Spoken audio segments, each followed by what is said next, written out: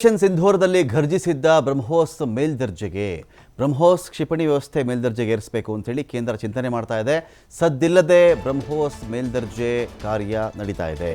ರಷ್ಯಾದ ಜೊತೆಗೆ ಸೇರಿಕೊಂಡು ಅಭಿವೃದ್ಧಿಪಡಿಸ್ತಾ ಇರ್ತಕ್ಕಂಥ ಕ್ಷಿಪಣಿ ಇದು. ಭಾರತದಲ್ಲೇ ಉತ್ಪಾದನೆ ಆಗ್ತಾ ಇದೆ. ಹೆಮ್ಮೆಯ ಬ್ರಹ್ಮೋಸ್ ಈಗ ಶಬ್ದದ 3 ಪಟ್ಟು ಹೆಚ್ಚಿನ ವೇಗದಲ್ಲಿ ಸಂಚರಿಸುವಂತಹ ಕ್ಷಿಪಣಿ ಇದೆ.